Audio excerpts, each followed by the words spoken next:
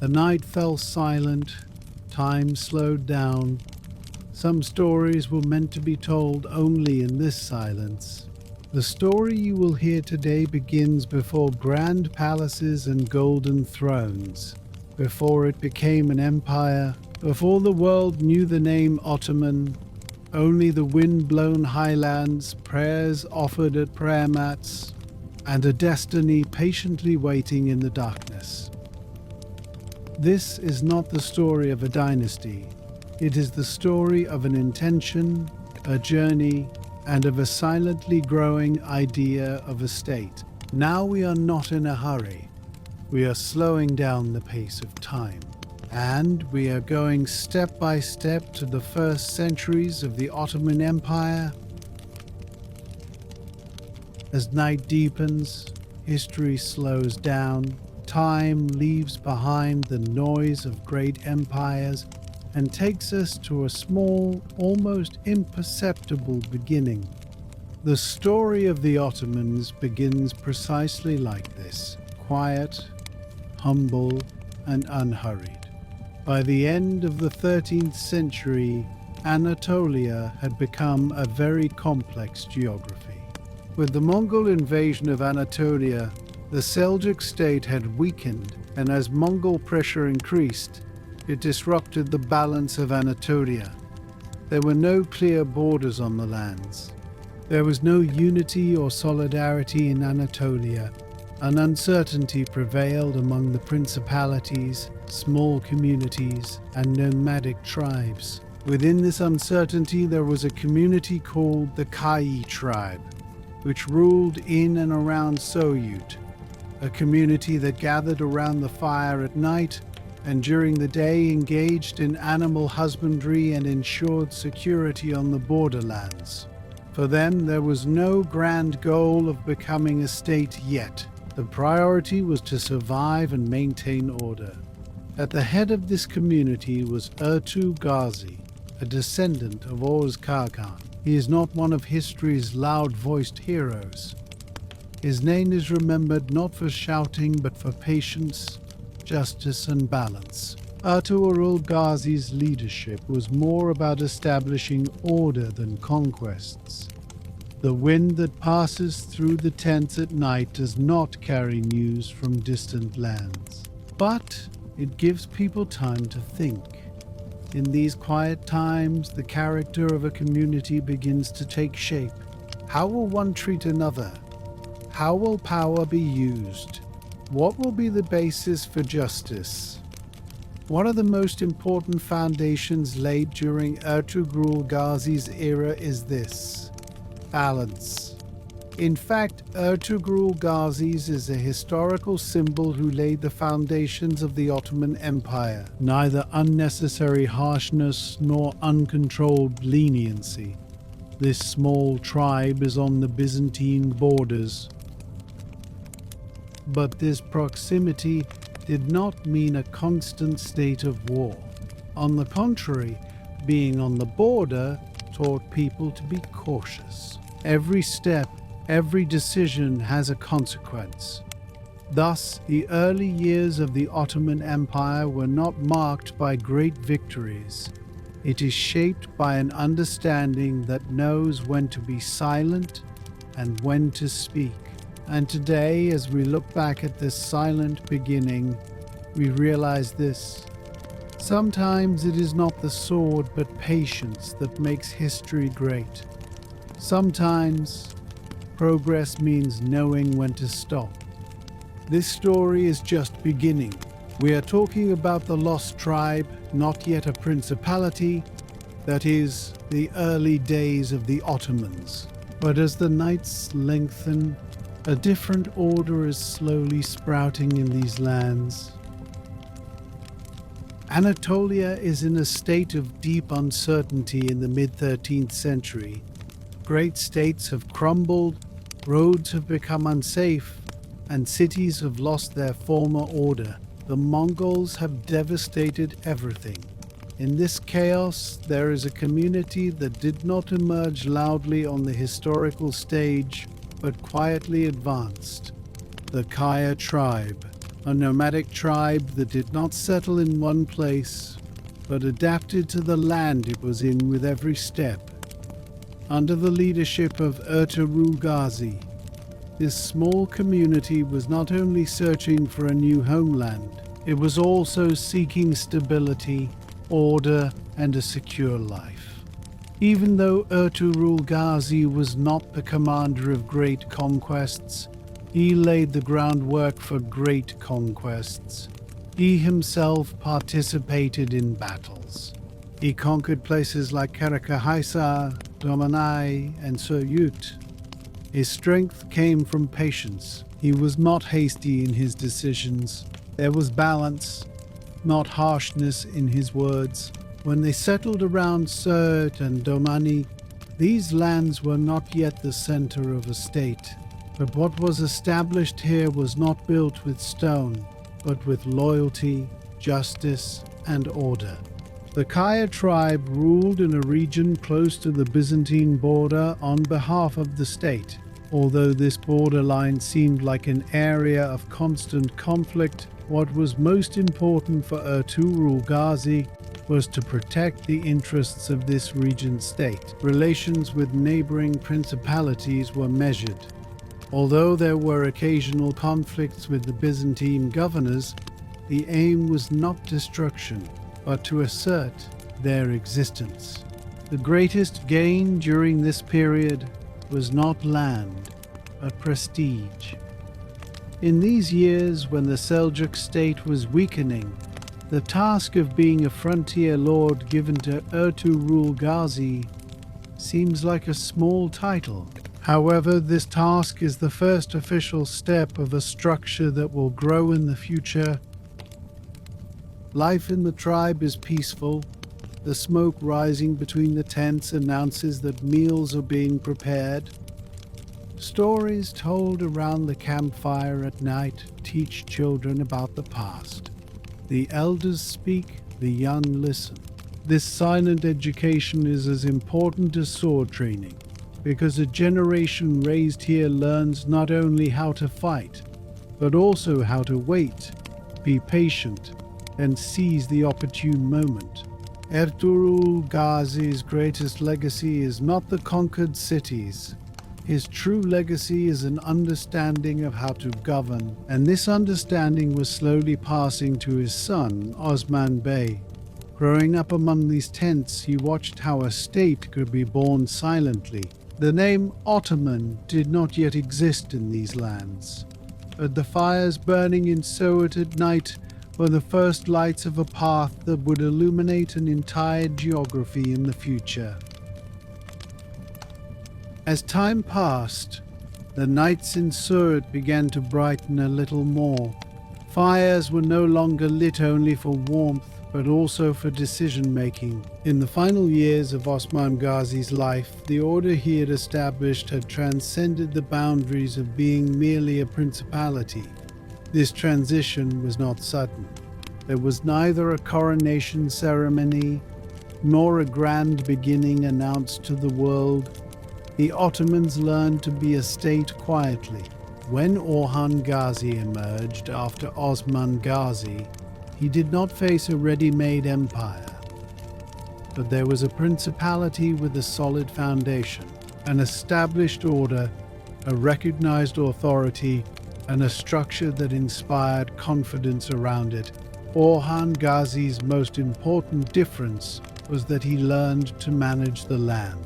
His father had expanded the borders. He filled those borders with content. The capture of Bursa was not only a military success. With this conquest, the Ottomans encountered a truly urban administration for the first time. Markets were established, security measures were taken on the roads, and trade flourished. But all this wasn't done with much fanfare. Cities weren't burned and destroyed. On the contrary, progress was made while maintaining order. Policies of tolerance and settlement, that is, a policy of acceptance and settlement, had significantly increased during this period. During the reign of Orhan Gazi, the Ottoman Empire was no longer just a collection of tribes. It had become a structure that collected taxes, appointed judges, and maintained order. These were the most important steps towards becoming a full-fledged state. This was the silent but clearest sign of statehood. The lamps burning in Bursa at night were different from those in Sirt. There were now more people, more noise, but still a calmness prevailed.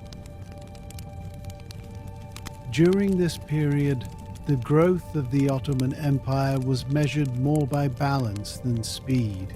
Every step was taken with the next in mind. Every conquest was made with the calculation of holding on to it. And the Ottoman state, even if its name was no longer officially recognized, existed in practice with its lands, order, and continuity. But like every rise, this stable period would also have a test. Time would later confront the Ottoman Empire with much greater trials.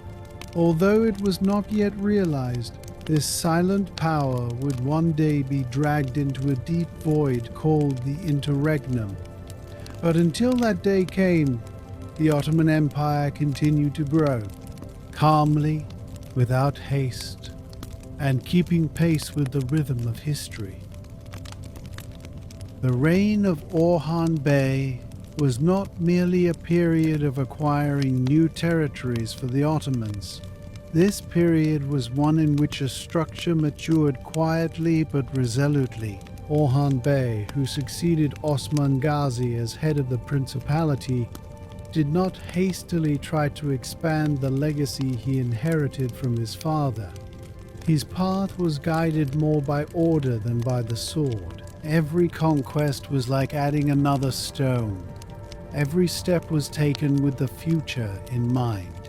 With the conquest of Bursa, the Ottomans did not just gain a city, they gained a center, an order, a breath, a heart. The new capital was now Bursa. Markets were being established. Taxes were being determined. Judges were being appointed, and justice was bound by certain rules. This was an unusual depth for a principality. Orhan Bey's greatest difference emerges here. He did not merely take the places he conquered. He knew how to re-establish them, how to keep them alive. The foundations of the first organized military structures were laid during this period. Infantry and cavalry units were created. These units were not temporary fighters. They were the first traces of the idea of continuity. In the same years, the Ottoman Empire did not only wage war with its neighbors, it made marriages, established kinship ties, formed alliances, and learned to wait when the time came. This patience became one of the In Orhan Bey's last years, the state was no longer just in Anatolia, but like a shadow extending to Rumelia, a silent but expanding trace, and time opens the door to a new era. The transition to Murad, the clarification of the state concept. Sultan Murad is a turning point in Ottoman history. With him, the Ottomans no longer acted merely as a principality. They began to position themselves as a state. This change was not. It didn't happen with a proclamation. It didn't happen overnight. But it was felt. While territories expanded during Sultan Murad's reign, the center became even more solidified. New administrative arrangements were made. The Timar system was established. Land became a military and economic balancing factor, and perhaps most importantly, the Janissary system began to emerge. This was one of the most fundamental steps that would shape the future of the Ottoman Empire. The state now had its own power, a structure directly connected to the center, not to individuals.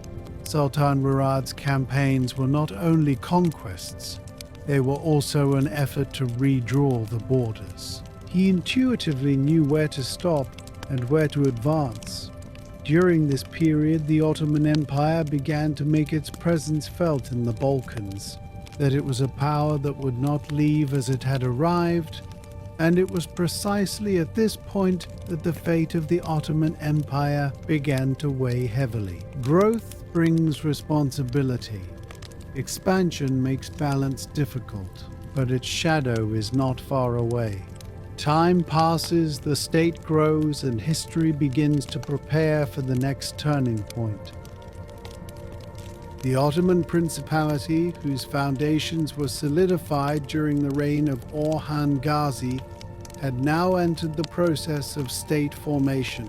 During the reign of Sultan Murad, it began to move beyond being merely a power struggling to maintain its presence in Anatolia.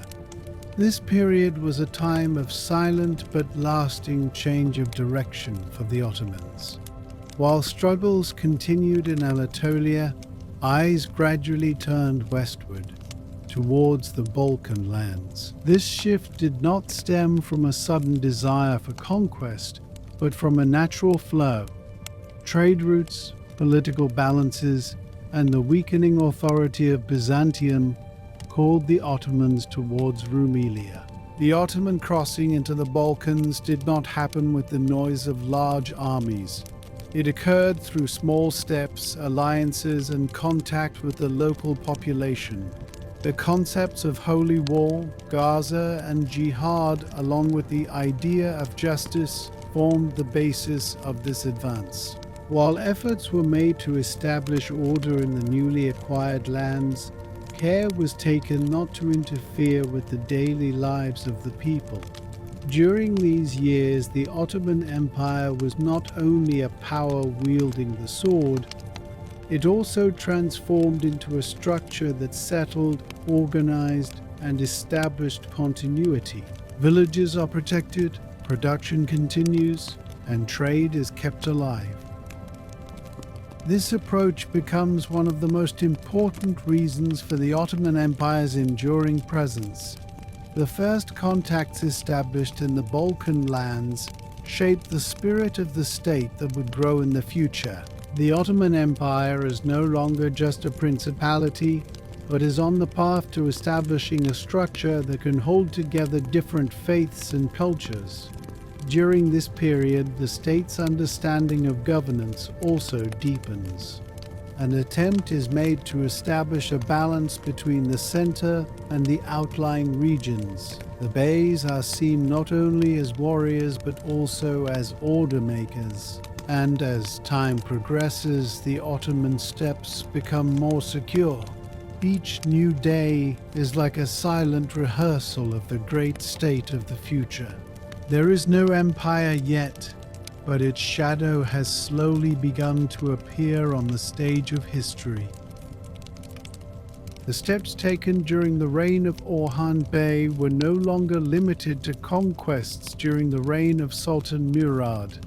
The Ottoman Principality gradually began to establish order and became a state. This order demanded continuity more than the sword. Newly conquered cities were not plundered and abandoned. On the contrary, they were transformed into places where life was rebuilt. Mosques, markets, baths, and madrasas. Stone was laid upon stone, but without haste. This is where the most distinctive difference of the Ottomans emerges. Conquered lands were not seen as temporary victories. They lived there, they put down roots there. The same understanding continued in the Rumelia lands. Bridges were built, roads were improved, safe passages were provided for merchants. Villagers continued to cultivate the land.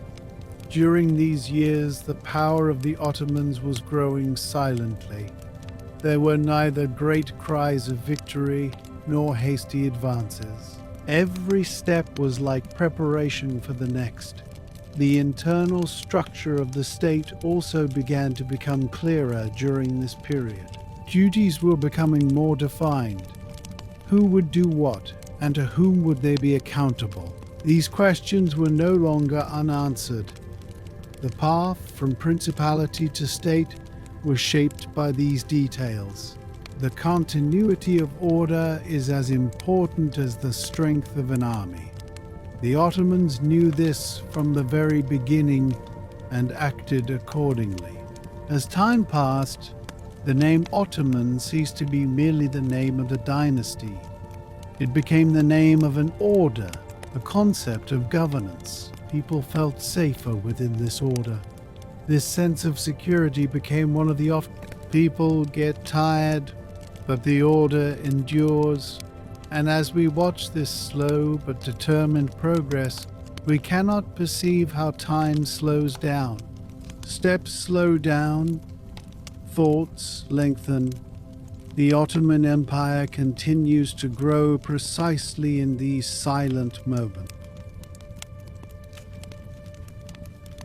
The Ottoman Empire was no longer just a standing structure. With this period, the state had managed to extend its influence beyond Anatolia. The steps taken during the reigns of Orhan Gazi and Murad I had now become an established order.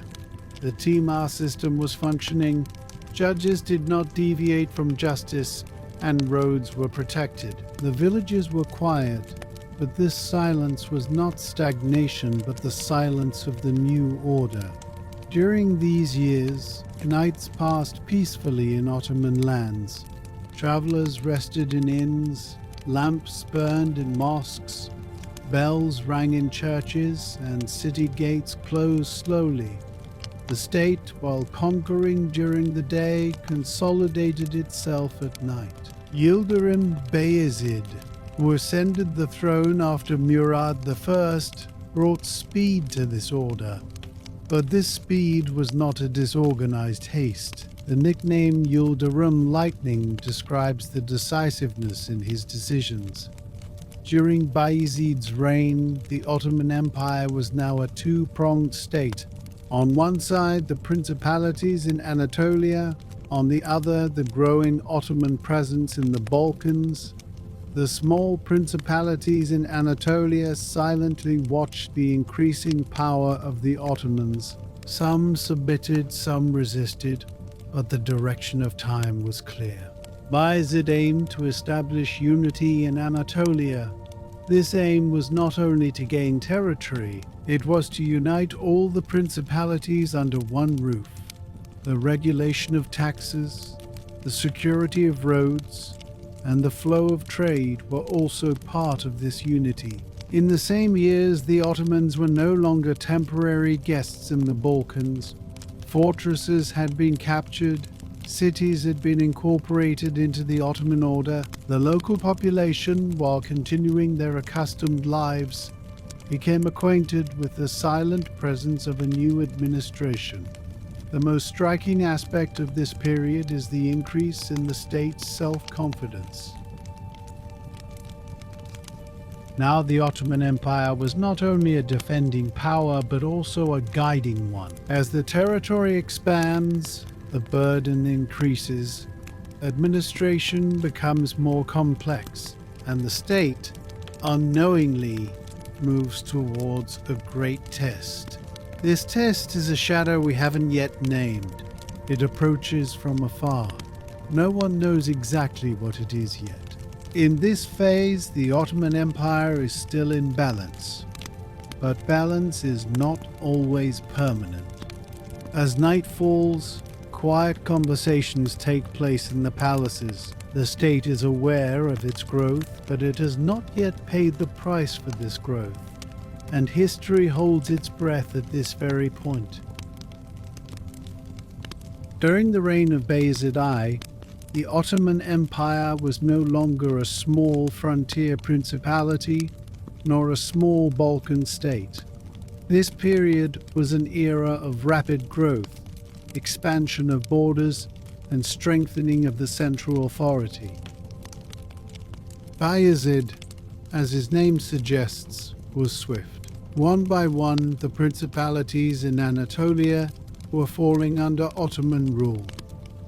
This expansion did not only mean gaining territory. The tax system, military structure, and administrative system also grew together. The Ottoman Empire had now established a permanent dominance in the Balkans, which would remain for half a century. In Anatolia, a centralized order began to be established for the first time. This situation could make the state both strong and fragile, because as growth accelerated, so did the burdens. Each new city, each new province demanded more order and more balance. One of the issues that Bayezid faced was maintaining this balance. On one hand, the conquests in the Balkans continued. On the other hand, the harmony of the newly conquered lands in Anatolia and another power rising from the east. Timur, the Ottoman Empire, felt for the first time that a storm greater than itself was approaching, but there was no fear in their hearts. The brave Ottoman Sultan Bayezid was not afraid of this coming danger. This did not yet mean that there would be an open war. The state now had to stand not only with the sword, but also with reason and patience. These years were the years when the Ottoman Empire stood on the verge of becoming a true empire. The door had not yet been entered, but the doorknob had been grasped, and at this point, history was slowing down. The first centuries of the Ottoman Empire teach us this. Great states are not built overnight. They grow with silent steps. They are shaped by decisions made in small villages and prayers offered on the borderlands. The spark ignited by Ertuğrul Gazi, the stability of Osman Gazi, the order of Orhan Bey, the institutionalization of Murad Hudavendigar, and the rapidly expanding borders of Yildirim Bayezid. They are all links in a single chain. This chain has not yet broken, but it has been stretched. And history will write what this tension will turn into on the next page. Now, after these first centuries, we slow down time here. As the silent beginnings of the Ottoman Empire disappear into the night, we also set aside the weight of this long journey. The story rests for a while, history falls silent, minds calm down.